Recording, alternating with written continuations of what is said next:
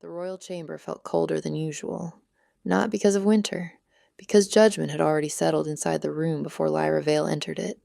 Council members lined both sides of the long chamber table dressed in dark ceremonial robes, their expressions carefully neutral.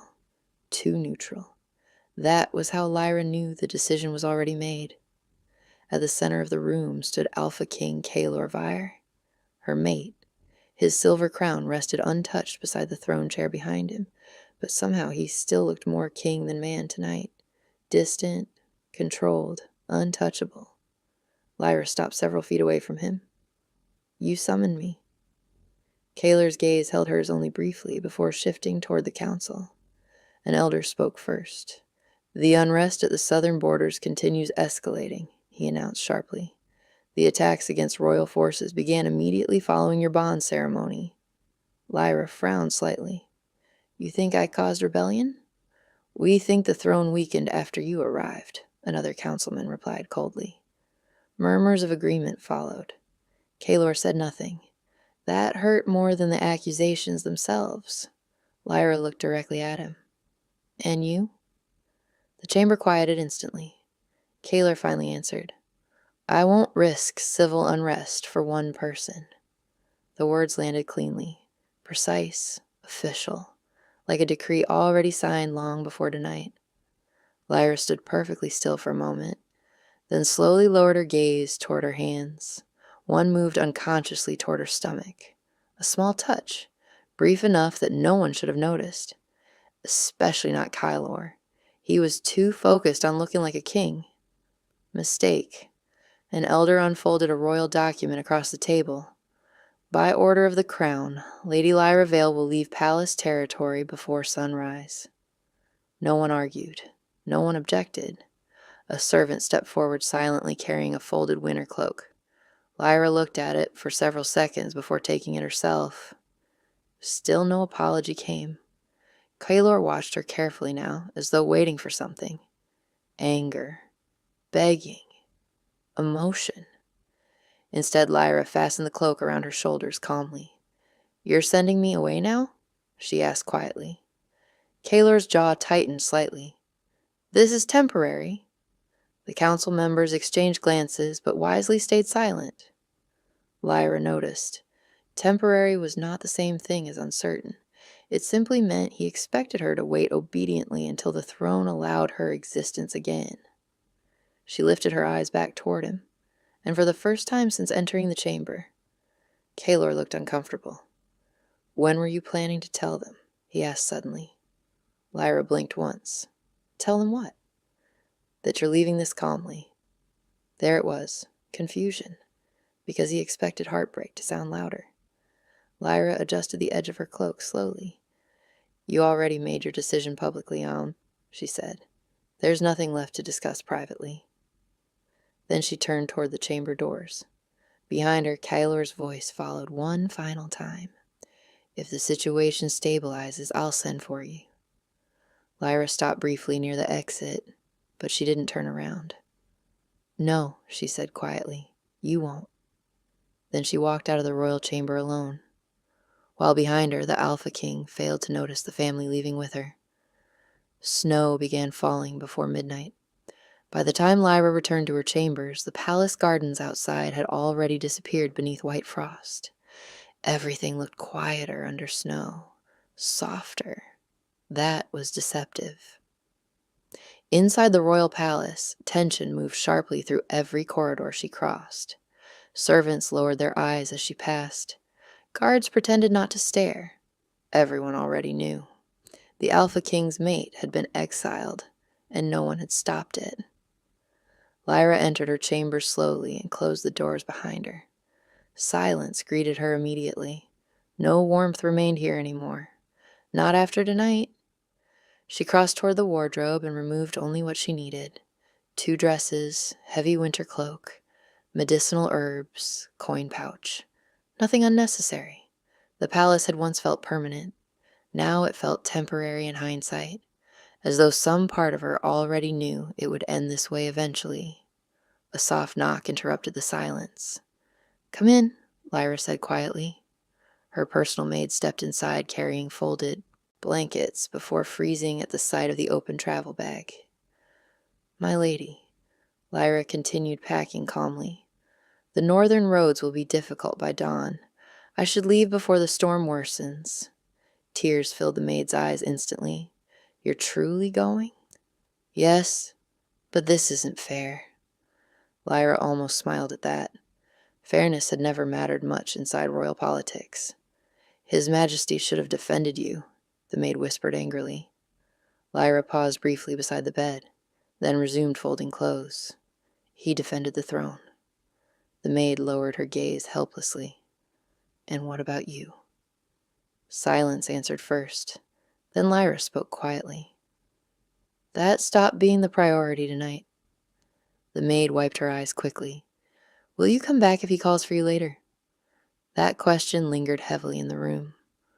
Lyra rested one hand lightly against her stomach again before fastening her cloak. Small movement, protective, instinctive, still unnoticed by everyone except herself. No, she answered finally. The maid looked startled. You don't mean that. I do. Because something inside her had shifted the moment Kaelor chose public stability over private loyalty. And once trust breaks that cleanly, returning becomes impossible. Hours later, long before sunrise, Lyra descended the southern palace staircase alone. No royal escort accompanied her. No farewell ceremony waited at the gates. Just snow, cold wind, and silence. At the lower courtyard, a stable guard handed her the horse reins carefully without meeting her eyes. Your supplies are packed for 3 days, he muttered quietly. Thank you. The guard hesitated before speaking again. My lady. Lyra looked at him. He swallowed hard. I'm sorry. That nearly hurt more than the council chamber had, because strangers offered compassion more easily than her own mate did. Lyra mounted the horse slowly as snow thickened around the palace walls. Then hoofsteps echoed sharply behind her. Kaelor. She recognized them instantly, but she didn't turn around, not even when he stopped several feet away. Neither spoke immediately. Finally, Kaelor's voice broke through the snowfall. You're really leaving like this? Lyra stared ahead toward the open palace gates. You already decided how this ends. A long silence followed. Then she rode forward into the falling snow, leaving the Alpha King standing alone behind her for the first time since their bond began. The northern borderlands were colder than Lyra imagined. Snow covered the rooftops of the small village in uneven layers, while smoke drifted from stone chimneys into the gray winter sky. No one asked questions when she arrived. That surprised her most. The innkeeper simply looked at her worn cloak, the exhaustion in her face, and said, You can pay later if you need to. After the palace, kindness felt unfamiliar. 3 months passed quietly afterward.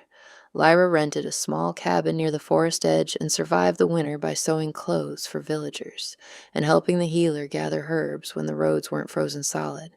The villagers eventually stopped treating her like a stranger. They brought soup when snowstorms trapped her indoors. Firewood appeared outside her door without explanation, and when her pregnancy became impossible to hide, no one asked where the father was. That mercy mattered more than they realized. Sit down before you fall over, the healer ordered one evening, while Lyra sorted dried herbs beside the fire. I'm fine. You said that yesterday before nearly fainting? Lyra sighed softly and obeyed. The older woman studied her carefully. You still haven't told him? No. You should. Lyra rested a hand against her stomach instinctively as movement shifted beneath her palm. Twins. The healer discovered it weeks ago. 2 heartbeats. 2 cubs. Both strong. He exiled me publicly, Lyra said quietly. I won't return privately. The healer frowned. Pride feeds no children. This isn't pride.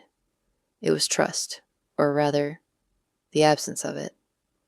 Outside, winter wind rattled against the cabin walls, while firelight flickered softly across the room. The healer crossed her arms. And if he regrets it? Lyra looked down at the tiny knitted blanket folded beside her chair. Regret changed nothing. He still chose the throne over her when it mattered.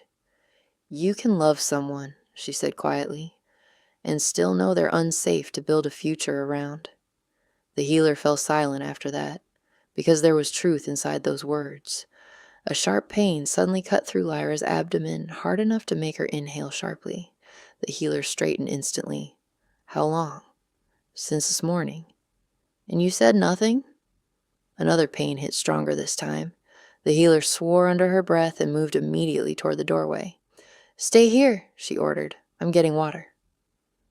Outside, snow began falling harder against the dark village rooftops.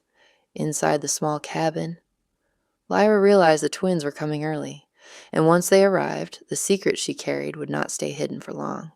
The storm worsened by midnight. Snow hammered against the cabin roof while the healer barked instructions across the room. "Breathe, Lyra. Again." Pain tore through her body in relentless waves.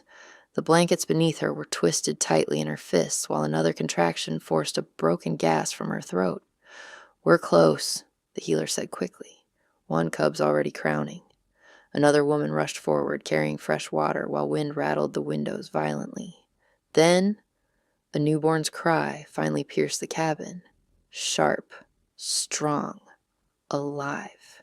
Relief hit Lyra so suddenly she almost collapsed against the pillows. The healer carefully lifted the infant before suddenly freezing.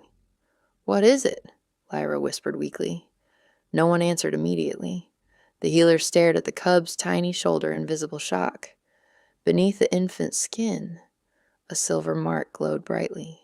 "Royal crest. Impossible to mistake." One of the women stepped backward immediately.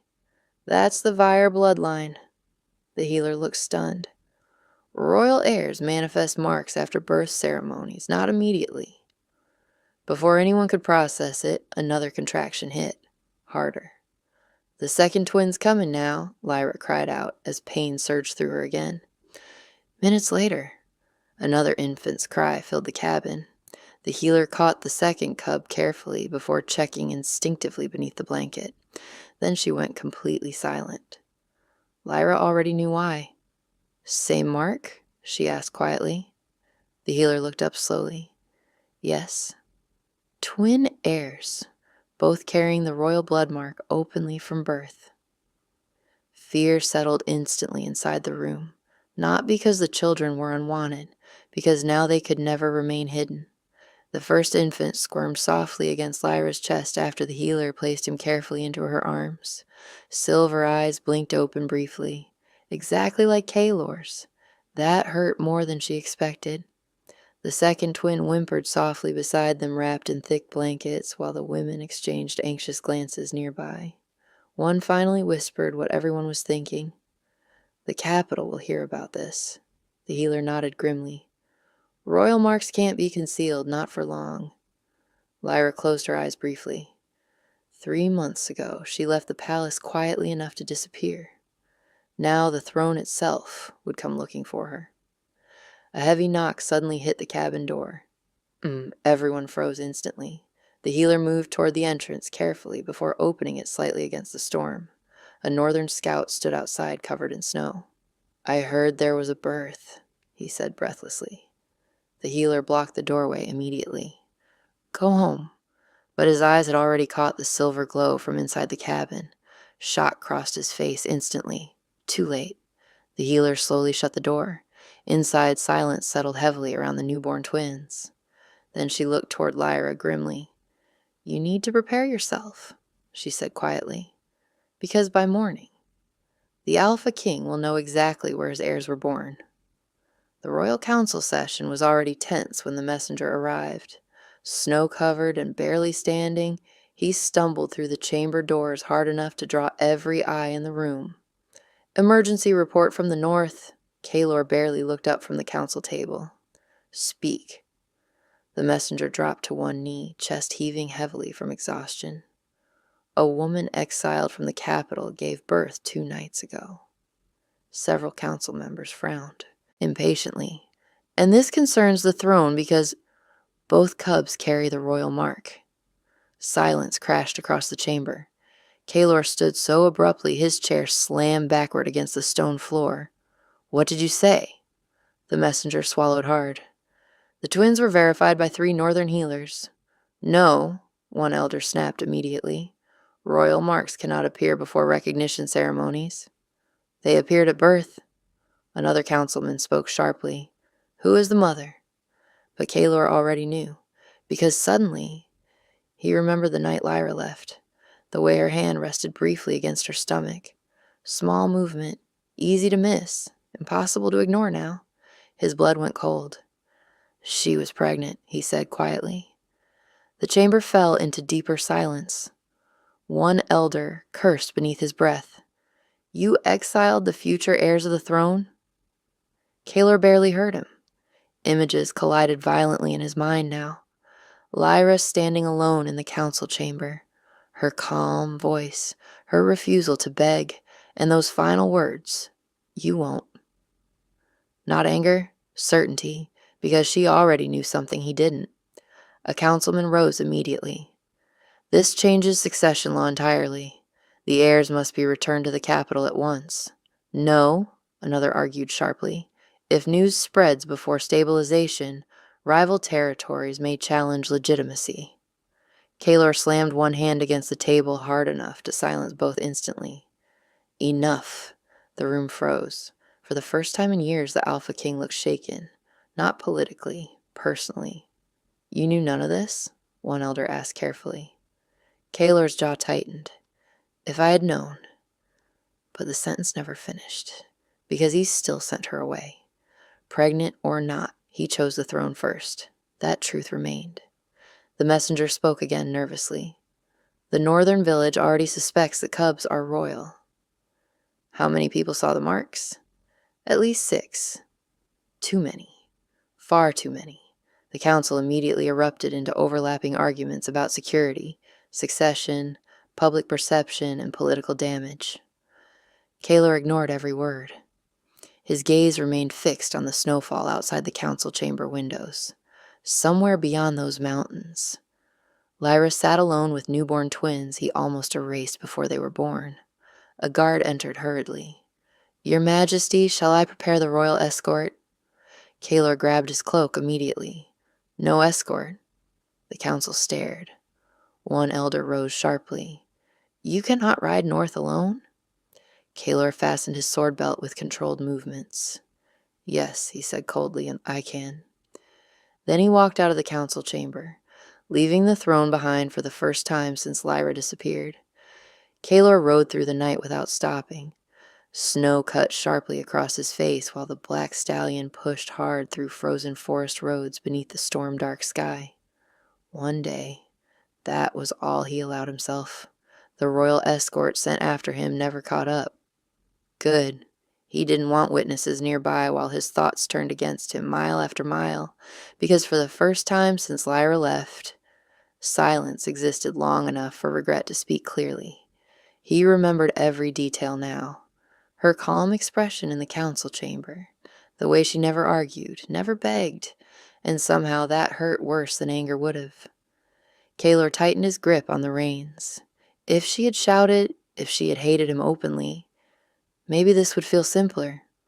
Instead, she accepted his decision like someone watching a bridge collapse after already knowing it was unstable. That realization followed him through every mile north. By dawn, the storm had weakened enough for the northern mountains to appear through the snowfall. Smoke rose faintly from the border village ahead. Kaelor slowed the horse only slightly. Villagers noticed him immediately. Fear spread quickly once they recognized the royal crest stitched into his cloak. No one greeted him warmly. No one bowed deeply.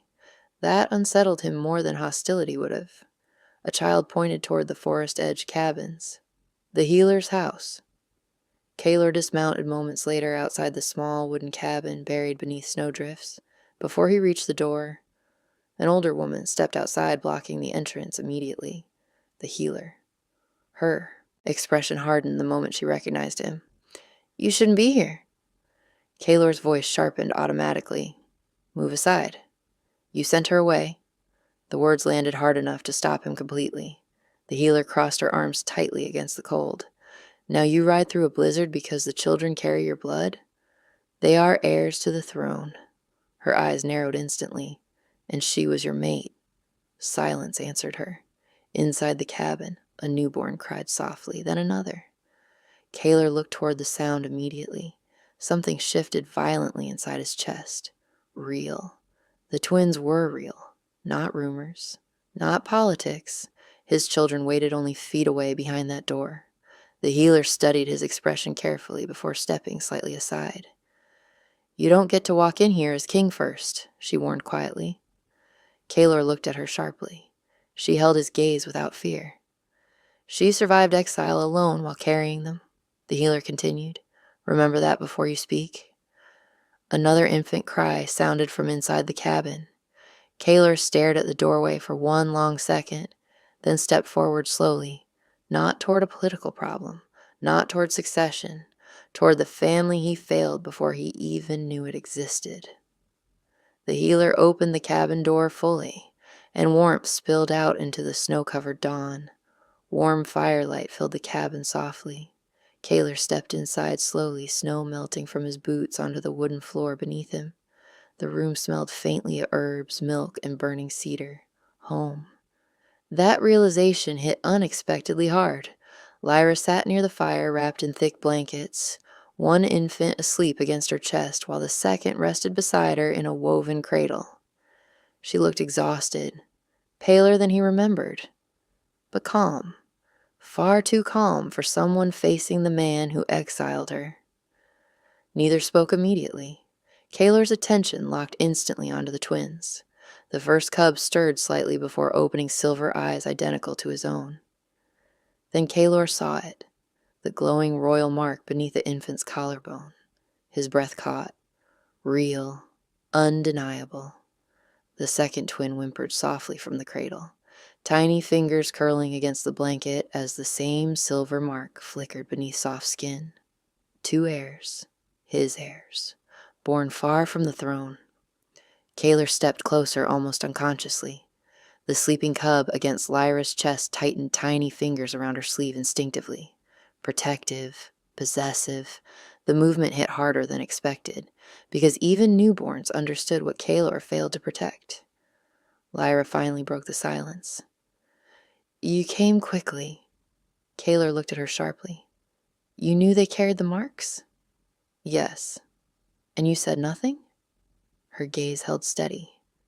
You already decided who mattered to the throne. The words cut cleanly through the room. Kaler looked away first. Mistake, because guilt moved too visibly across his expression afterward. The healer watched silently from the far wall while feeding wood into the fire. No one interrupted. No one softened the truth for him. Kaler crouched slightly near the cradle, staring at the second twin. The infant yawned sleepily before tiny silver eyes blinked open. Recognition struck somewhere deep and instinctive inside him immediately. Bond, blood, family, everything he nearly lost before even seeing it once. They should have been born in the capital, he said quietly. Lyra adjusted the blanket around the cub in her arms. No, she replied calmly. His gaze lifted toward her. Your heirs were born where they were wanted. Silence followed instantly. Heavy, permanent, the healer crossed her arms. This village accepted her faster than her own kingdom did.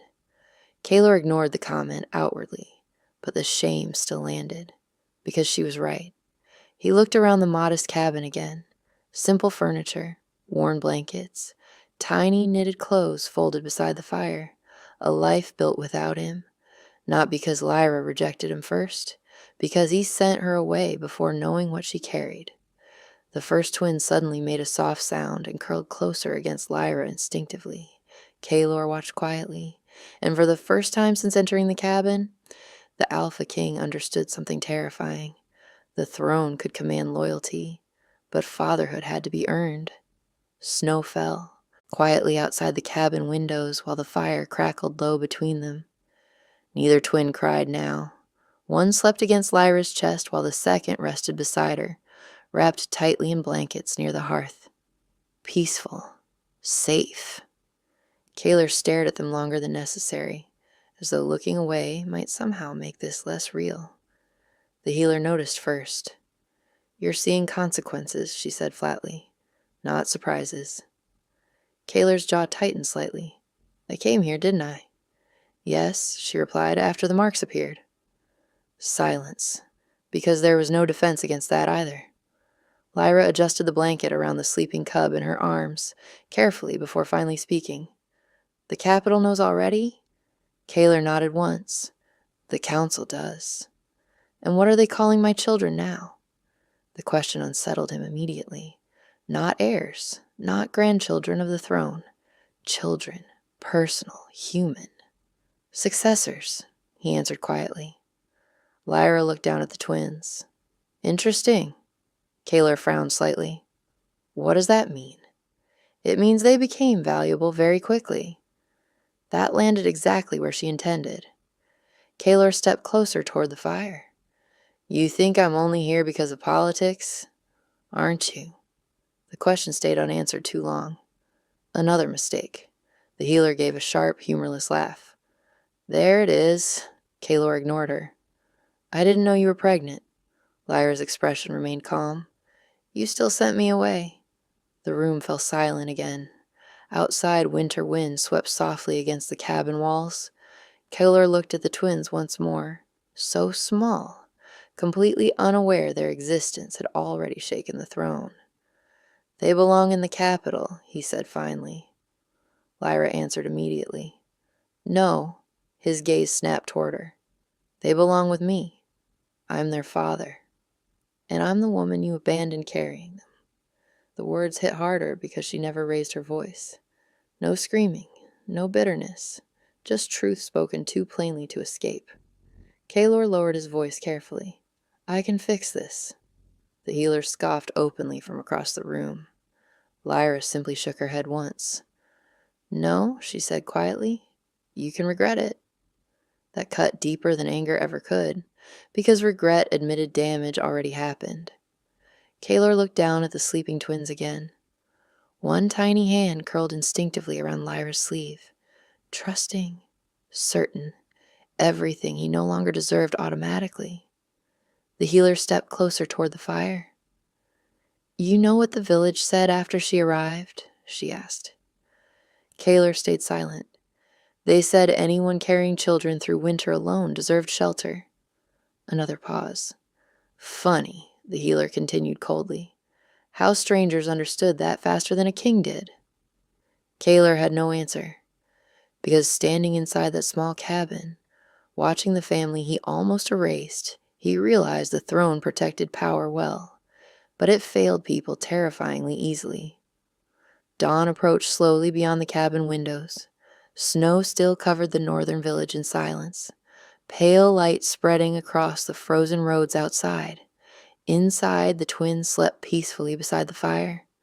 Kaler remained near the doorway longer than necessary, as though stepping farther inside required permission he no longer automatically possessed. Lyra noticed, but said nothing.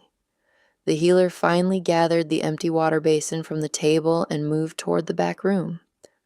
I'll check the medicine stock, she muttered. Not subtle, intentional privacy. Then only silence remained between them. Kaler looked again toward the twins, his children. The realization still felt unreal somehow.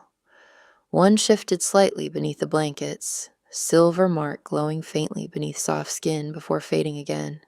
Proof, living proof of everything he almost lost. Lyra adjusted the blanket around them carefully. You can leave before dawn, she said quietly. Kaler froze, because those were his words, the same ones he gave her the night he exiled her. Lyra noticed recognition cross his face immediately. Good. He deserved to remember exactly how it sounded. A long silence followed afterward. Finally, Kaler spoke carefully.